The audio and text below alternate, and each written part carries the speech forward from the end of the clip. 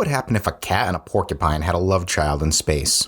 Why, you'd get the Krites, the titular monster from the 1986 movie Critters. These lovable death balls aren't just the forbidden fluffs, they are actually super intelligent aliens that escaped from an asteroid prison on a stolen ship. Yeah, it's an 80s sci-fi comedy. It's weird.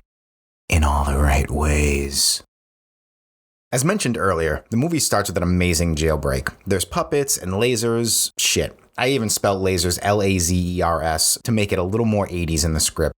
To capture the Krites as they escape, the warden hires these shape-shifting bounty hunters who study Earth, and one shapeshifts into an 80s glam rock star named Johnny Steele. The real Johnny Steele's primary hit, Power of the Night, plays so many times through this movie, they had to get their money's worth. Okay, space stuff out of the way. We arrive in Kansas, where we meet the Browns.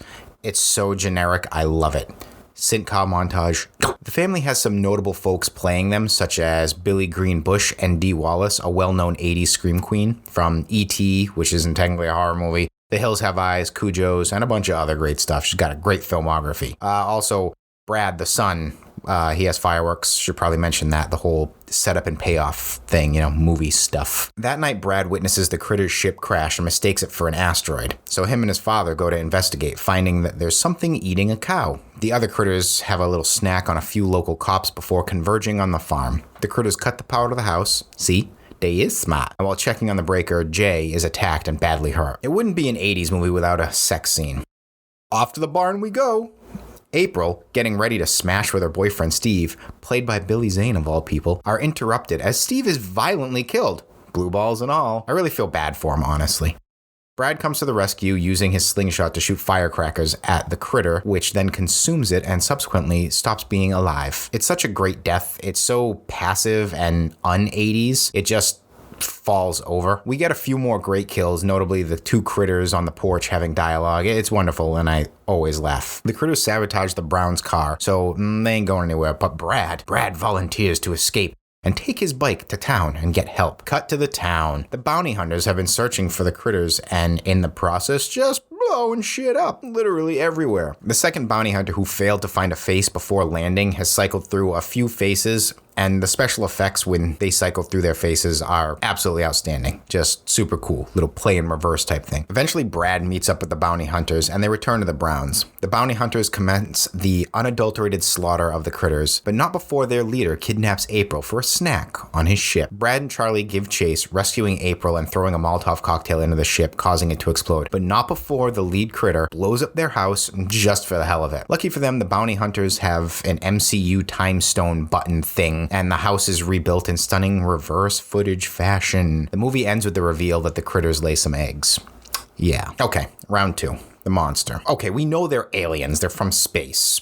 But what could they technically be? Because if we're going to turn them into a monster, we got to have some understanding of what they actually are. So as I said before, cat plus porcupine plus space equal critter. But that's not really all, since both of them are mammals and don't lay eggs. Technically, the critters are monotremes, which are egg-laying mammals like God's favorite joke, the platypus, and Knuckles, the echidna. Since the critters are kind of an amalgamation of animals, let's see what stands out from each one. They're carnivorous, which is derived from the cat side of things. And listen, I only picked cat because of the size. Honestly, cat doesn't really fit here, but all right, we're going to change that. Let's go hedgehog. Holy shit. The critters are the love child of Sonic and Knuckles. Dear God. Hedgehogs were once classified as insectivores, but scientists said, fuck that. We don't want to use that term anymore, but really, hedgehogs are omnivores. They feed on insects, snails, frogs, snakes, mushrooms. It's a very well-balanced diet, similar to mine. While not huge, the largest species, the European hedgehog, can grow up to 1 foot or 30 centimeters for you metric-using folk out there. The critters themselves are not much larger than this, averaging about 12 to 14 inches roughly. However, the critters can grow much larger if they eat enough, as evidenced by the lead crite,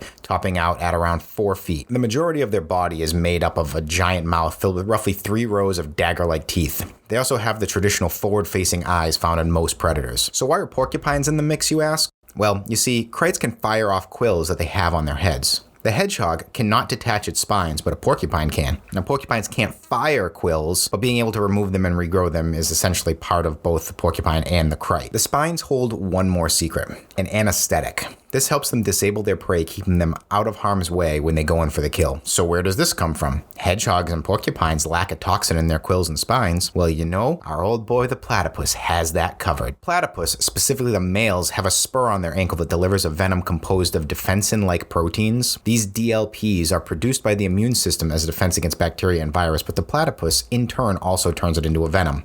While not fatal to humans, it can kill small animals, such as dogs. The venom causes edema, which is a buildup of fluid in the body's tissues, and the recorded cases leave the victim with hypoglycemia, or a heightened sensitivity to pain, for days or even months. Alright, so we know the basis of these hungry little fluff balls. Let's see if we can turn them into a formidable foe. The critters aren't the most sturdy creatures. They die to simple gunshots, fireworks, and so on, meaning that they truly are early game monsters. In the film, they are known as krites, spelt with a K, even though the movie is Critters with a C. So I've gone with that for their name in this context. The krites are pretty simple. They're chaotic evil. They're tiny beasts with an AC of 10 and only 5 hit points. Real squishy.